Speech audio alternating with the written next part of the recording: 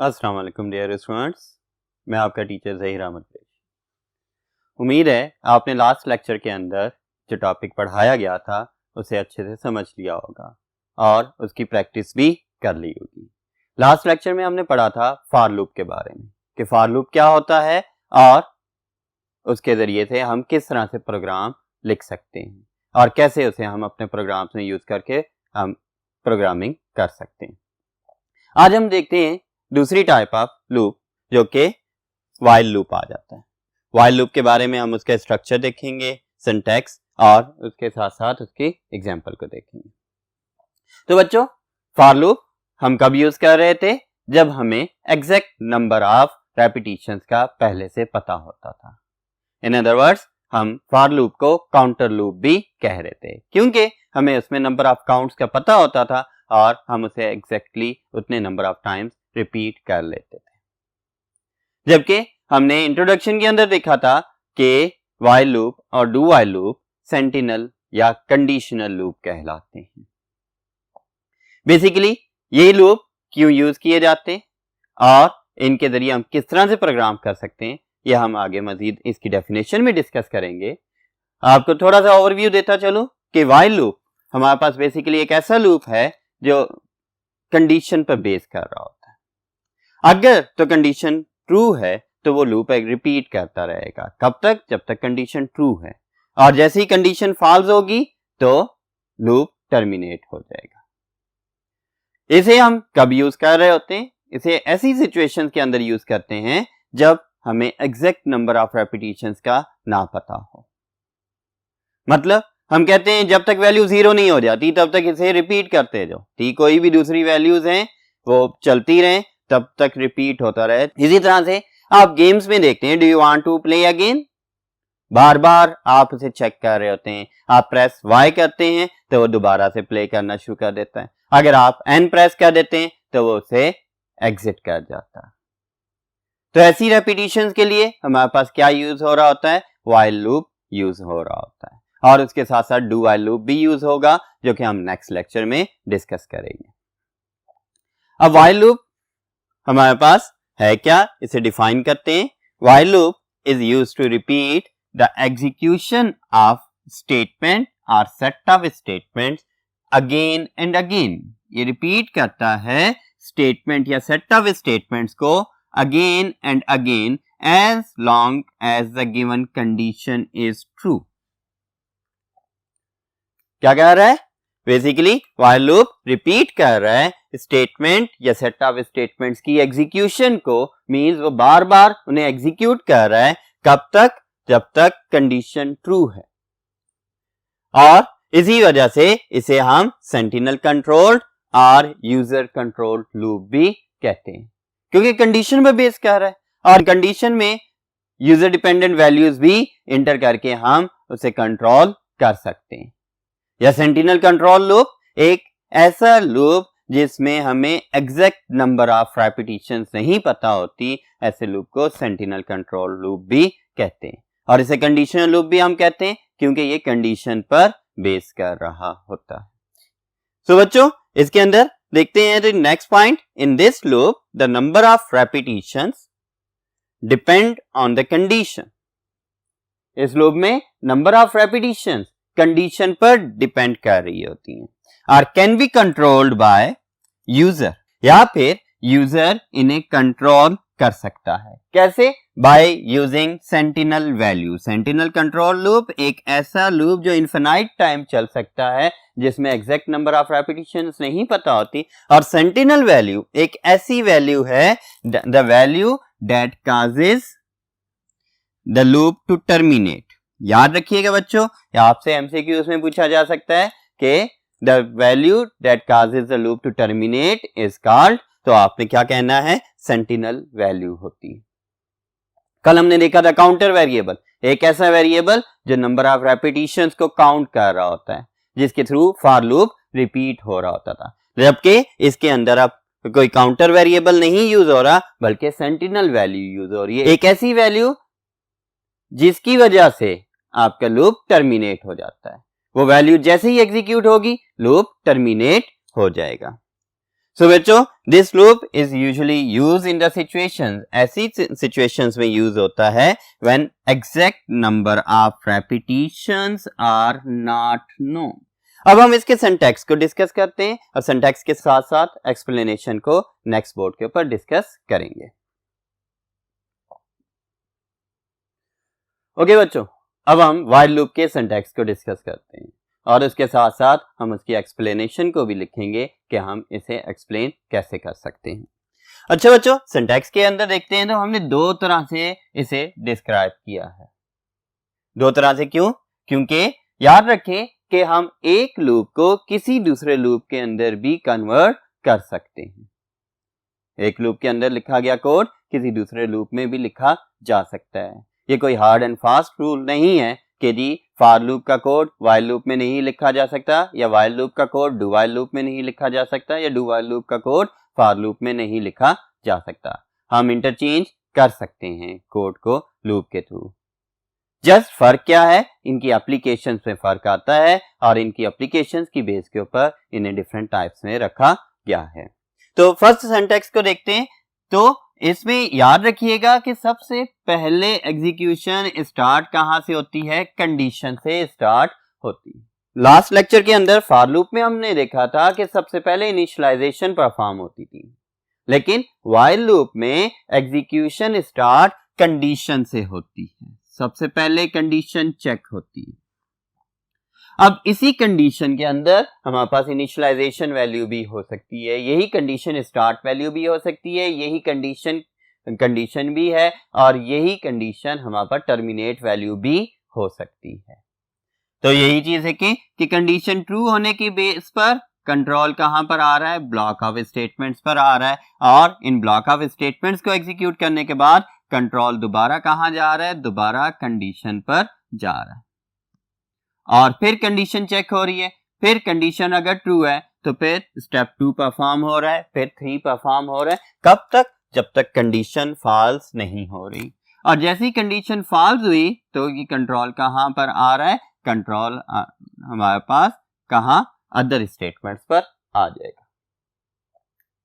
बच्चों इसमें हमें ना तो कोई स्टेप वैल्यू इंक्रीमेंट डिक्रीमेंट नजर आ रहा है, ना ही हमारे पास इनिशियलाइजेशन है। ये व्हाइल लूप के अंदर हम ऐसे प्रोग्राम भी लिख सकते हैं जिनके अंदर कंडीशन ही इनिशियलाइज वैल्यू भी हो, जिसके अंदर इसी से टेस्ट भी हो रहा हो कंडीशन का, और इसके साथ साथ यही हमारे पास एंड वैल्यू के तौर पर भी यूज हो रही हो। सो बेटा इसके अगेंस्ट अगर हम देखें तो हम इसी लूप को दूसरी तरह भी लिख सकते हैं। इनिशियलाइजेशन जो कि व्हाइल लूप का हिस्सा नहीं है। रिमेंबर इट कि इनिशियलाइजेशन व्हाइल लूप का हिस्सा नहीं है। इनिशियलाइजेशन वेरिएबल की पहले कहीं हो गई, हमने व्हाइल के साथ कंडीशन को चेक किया। यहां भी एग्जीक्यूशन कहां से स्टार्ट हो रही है? कंडीशन से स्टार्ट होगी इस लूप की, ठीक है। लेकिन इनिशियलाइजेशन इस वजह से लिखा है कि अगर हम किसी ऐसे वेरिएबल को यूज कर रहे हो तो वो पहले से कहीं इनिशियलाइज हो चुका होना चाहिए। हम इसकी एग्जांपल अपने प्रोग्राम्स में भी देखेंगे, तब आपको सही से अंडरस्टैंड हो जाएगा इन दोनों सिंटैक्स में क्या डिफरेंस है। तो बच्चों यहाँ पर कंडीशन चेक होने की बेस पर अगेन जैसे कंडीशन ट्रू हुई तो कंट्रोल कहां पर आ जाएगा? बॉडी ऑफ द लूप में आ जाएगा। बॉडी ऑफ द लूप में ये ब्लॉक ऑफ स्टेटमेंट्स को एग्जीक्यूट करेगा और ब्लॉक ऑफ स्टेटमेंट्स के बाद हम स्टेप वैल्यू मतलब कि नेक्स्ट वैल्यू कौन सी हो जिसे लूप चेक करे, मींस या तो इंक्रीमेंट या डिक्रीमेंट वैल्यू हो सकती है, ठीक है। तो ये स्टेप वैल्यू को परफॉर्म करेगा और उसके बाद कंट्रोल कहां पर मूव कर जाएगा? दोबारा कंडीशन पर मूव कर जाएगा, ठीक है।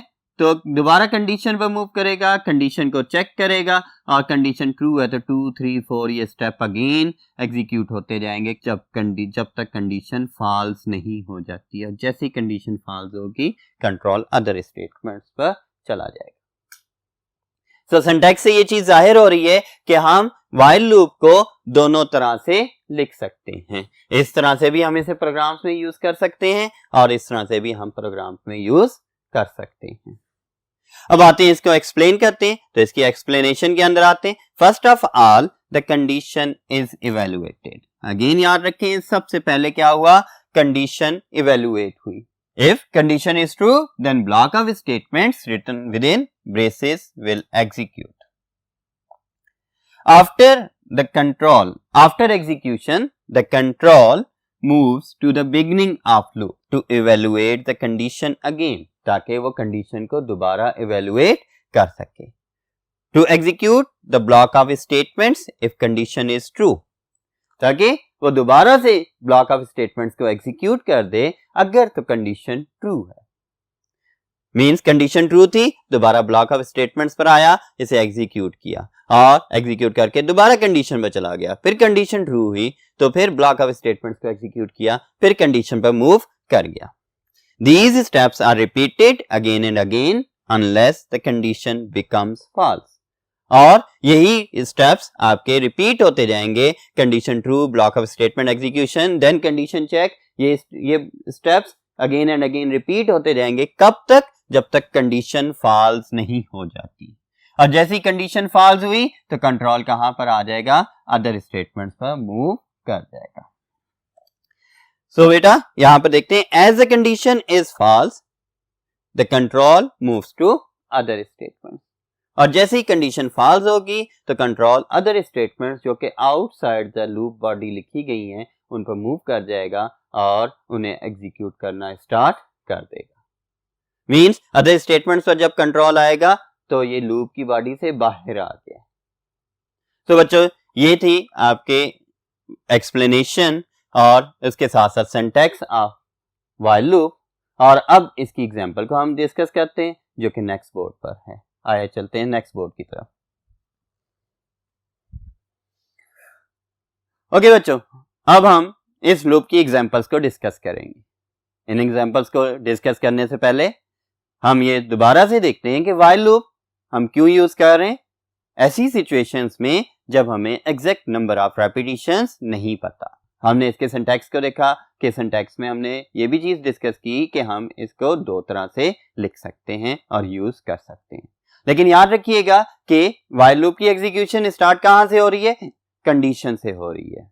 जबकि फॉर लूप की एग्जीक्यूशन कहां से स्टार्ट होती थी? इनिशियलाइजेशन से होती थी. ये डिफरेंस आपने याद रखना है. अब हम इसके प्रोग्राम को देखते हैं और प्रोग्राम के जरिए से हम इसे अंडरस्टैंड करने की कोशिश करते हैं कि इस लूप को प्रोग्राम में कैसे यूज किया जाएगा. तो बेटा एग्जांपल है आपके पास कि program to display positive integers up to 100. अब बेटा देखो लिमिट बता दी गई अप टू 100 और कौन से इंटीजर्स हैं? पॉजिटिव इंटीजर्स हैं. मींस इसने खुद बता दिया कि पॉजिटिव इंटीजर्स, और पॉजिटिव इंटीजर्स स्टूडेंट्स आपको पता होता है कि ऐसे इंटीजर्स जो 0 से बड़े होते हैं या 0, ये सारे क्या आ जाते हैं? पॉजिटिव होते हैं. मींस हमारे पास स्टार्ट वैल्यू क्या आ जाएगी? 0 और एंड वैल्यू कौन सी आ रही है? 100 आ रही है. तो इसी चीज को देखते हैं कि हमारे पास up to 100 using while loop. Simple सा प्रोग्राम है जिसके अंदर हमने 0 से लेकर 100 तक इंटीजर्स को डिस्प्ले करवाना है. लेकिन किसके थ्रू? Using while loop. अब इसके लिए हम कोड की तरफ चलते हैं. कोड में देखें तो हेडर फाइल्स हैं और हेडर फाइल्स वही जो आप हर प्रोग्राम में यूज करते हैं. iostream.h, conio.h. iostream का आपको पता है सी इन सी आउट के लिए यूज हो रही होती है. conio.h का आपको पता है कि getch, getche जैसे फंक्शंस के लिए इसे यूज कर रहे होते हैं. इसके बाद मुझे कितने वेरिएबल चाहिए? एक वेरिएबल चाहिए. पॉजिटिव इंटीजर्स हैं और एक ही वेरिएबल के थ्रू हम उन्हें कंट्रोल कर सकते हैं. तो जिसकी स्टार्टिंग वैल्यू मैंने यहाँ इनिशियलाइज कर दी और ये 0 में कहां से लाया? मुझे कैसे पता लगा कि ये 0 से स्टार्ट होंगे? मुझे प्रोग्राम की स्टेटमेंट में बता दिया गया था कि ये नंबर 0 से स्टार्ट होंगे. कैसे? Positive integers. तो सबसे छोटा पॉजिटिव इंटीजर हमारे पास 0 आ जाता है. तो यहां से मैंने इसे a को 0 वैल्यू असाइन कर दी. अब आते हैं इसे प्रिंट करवाते हैं. List of positive integers up to 100. हमारी स्क्रीन पर कोई मैसेज तो डिस्प्ले होना चाहिए जिसे पता लगे कि स्क्रीन पर क्या चीज डिस्प्ले हुई है और क्यों डिस्प्ले हुई है. तो उसके लिए हमने कर दिया कि जी एक मैसेज प्रिंट हो जाएगा, list of positive integers up to 100. अब आते हैं लूप स्टार्ट करेंगे. लूप के लिए कीवर्ड व्हाइल यूज कर लिया. व्हाइल के बाद कंडीशन आ गई. कंडीशन में अप टू 100 कहा गया था, इस वजह से मींस तमाम पॉजिटिव इंटीजर जो 100 से छोटे हैं वो तमाम लिखे जाएंगे या 100 भी आ जाएगा। अब कंडीशन में a वेरिएबल जो हमने डिक्लेयर किया था उसे यूज किया और 100, इन दोनों के दरमियान कंडीशन कैसे लग गई, a इज लेस देन और इक्वल टू 100। बच्चों याद रखना है कि वाइल के कंडीशन के बाद या इस स्टेटमेंट के बाद सेमीकोलन नहीं आएगा, अदरवाइज एरर जनरेट हो जाएगा। वाइल लूप के अंदर वाइल के बाद सेमीकोलन नहीं लगता। तो बेटा इसके बाद जब जैसे ही ये कंडीशन ट्रू हुई मींस a की वैल्यू क्या है, a की वैल्यू 0 है और 0 के साथ साथ क्या है, 0 इज लेस देन 100, तो ये कंडीशन ट्रू हो गई और कंट्रोल कहां आ गया, इसकी बॉडी के अंदर आ गया। ये देखिए ये ब्रेसिस के जरिए से हम क्या कर रहे हैं, इसकी बॉडी को रिप्रेजेंट कर रहे हैं। क्यों, और आज इधर ब्रेसिस क्यों लगाई गई प्रोग्राम के अंदर, इस वजह से लगाई गई कि इस प्रोग्राम की बॉडी के अंदर 2 स्टेटमेंट्स आ रही, एक से ज्यादा स्टेटमेंट्स आ रही। जब एक से ज्यादा स्टेटमेंट्स आती हैं तो ब्रेसेस लगाने हैं, और जब एक स्टेटमेंट हो तब ब्रेसेस या डेलीमीटर जिन्हें हम कहते हैं ये ऑप्शनल होते हैं। अब आते बात करते हैं कि ये कंडीशन 0 के ऊपर ट्रू थी कि 0 is less than equal to 100 है, तब क्या किया गया, सी आउट की स्टेटमेंट एग्जीक्यूट हुई और फर्स्ट टाइम a की वैल्यू प्रिंट हो गई जो कि क्या है, 0 है। ये देखिए पहले सी आउट की स्टेटमेंट प्रिंट होगी, list of positive integers up to 100, उसके बाद न्यू लाइन में a की वैल्यू जो कि 0 है वो प्रिंट करती। इसके बाद स्पेस आ जाएगी, स्पेस के बाद क्या करेगा, कंट्रोल आएगा a is equal to a plus 1। Syntax में मैंने बताया था कि हम लूप को इस तरह से भी यूज कर सकते हैं। यहां पर मैंने इसकी वैल्यू को इंक्रीमेंट कर दिया ताकि जब कंडीशन के पास जाए तो दोबारा से नेक्स्ट वैल्यू को चेक कर सके। ये ऑप्शनल होता है, हम a की वैल्यू को बार बार भी चेक करवा सकते हैं। अब आते हैं बात करते हैं कि a is equal to a plus 1 और ये कमेंट्स में लिखा हुआ है a प्लस प्लस, ये दोनों सेम स्टेटमेंट्स हैं। यहां पर ऑपरेटर्स के थ्रू है, यहां पर एडिशन के थ्रू है, तो दोनों का सेम पर्पस है, तो इन दोनों में से किसी एक को यूज कर लेंगे और इसकी वजह से क्या हुआ, a की वैल्यू मेरे पास 1 होगी, 0 प्लस 1 1 होगी। अब यहां पर a की वैल्यू चेक हुई, 0 की बजाय अब क्या चेक हुई, 1 चेक हुई। 1 is less than equal to 100, ये फिर ट्रू है और इधर आएगा और 1 को प्रिंट कर देगा।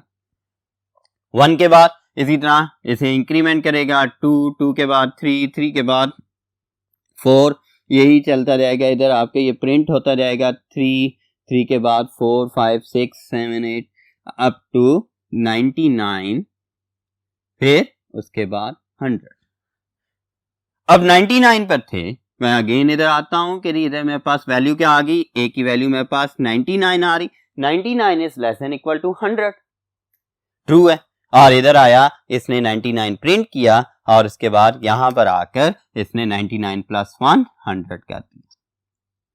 अब ये 100 की वैल्यू इधर से इंक्रीमेंट होकर कंडीशन पर गया और कंडीशन में a की वैल्यू क्या आ गई, 100 आ गई। अप टू 100 था, मतलब हमने लेस देन इक्वल टू भी यूज किया था, तो 100 इज इक्वल टू 100 ट्रू होगी कंडीशन। फिर कंट्रोल इधर आया और a की वैल्यू को प्रिंट कर दिया जो कि 100 प्रिंट हो गई और यहां से आकर 100 प्लस 1 101 लिख दिया। अब 101 हो गया, यहां अगेन कंट्रोल कहां आ जाएगा, इधर कंडीशन पर आएगा और कंडीशन चेक होगी 101 पर जो कि फॉल्स हो जाएगी।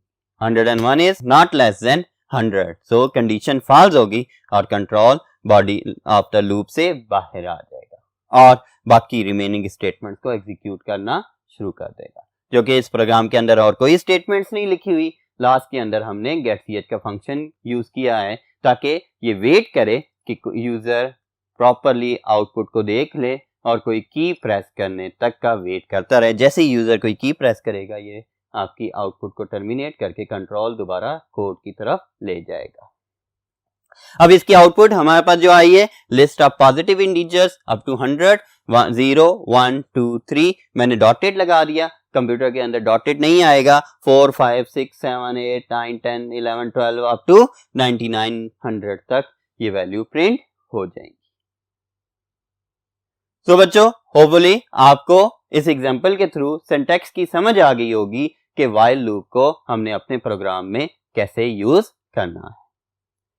अगले लेक्चर के अंदर हम इसकी मजीद एग्जांपल्स को देखेंगे और कुछ नई चीज़ों को सीखेंगे कि हम इन लूप्स के थ्रू कैसे उन्हें परफॉर्म कर सकते हैं। बच्चों याद रखिएगा कि प्रोग्रामिंग के अंदर लॉजिक बिल्डअप करना बड़ा ही इंपॉर्टेंट होता है। और लॉजिक कैसे बिल्डअप की जाती है, एक तो आपको प्रॉपरली 3rd चैप्टर के अंदर जो आपने टॉपिक्स पढ़े हैं ऑपरेटर्स के, उनका इस्तेमाल पता होना चाहिए। और उसके साथ साथ ये जो 4th चैप्टर है जिसके अंदर आप सिलेक्शन स्ट्रक्चर और रेपिटेशन स्ट्रक्चर को डिस्कस कर रहे हो, ये बड़ा इंपॉर्टेंट है। इसके जरिए से आप कोड मिनिमाइजेशन कर सकते हो, अपनी लॉजिक बना सकते हो और डिफरेंट कॉम्प्लिकेटेड प्रॉब्लम्स को आसानी से सॉल्व कर सकते हो by writing your C++ program. उम्मीद है आज का लेक्चर आपको समझ आया होगा और आज इसकी प्रैक्टिस भी करेंगे। तब तक अल्लाह हाफिज।